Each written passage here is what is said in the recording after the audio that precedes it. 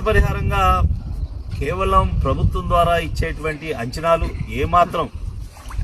ఏమాత్రం కూడా వ్యవసాయం చేసినటువంటి కూలి పనులు కూడా చాలు.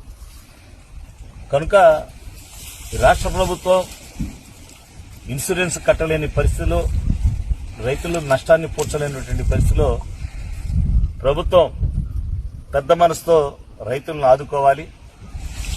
ఎందుకంటే రైతు నష్టపడిపోయి ఉన్నాడు, రైతు లేవలేని పరిస్థితిలో ఉన్నాడు. కనుక కూటమి ప్రభుత్వం చంద్రబాబు నాయుడు గారు పెద్ద మనసు చేసుకుని కేవలం ఏదో కంటి తుడుపు చర్యగా కాకుండా రైతులకు జరిగినటువంటి నష్టాన్ని భర్తీ చేసే విధంగా రైతులను ఆదుకోవాలని వైఎస్ఆర్ కాంగ్రెస్ పార్టీ తరఫున మేము డిమాండ్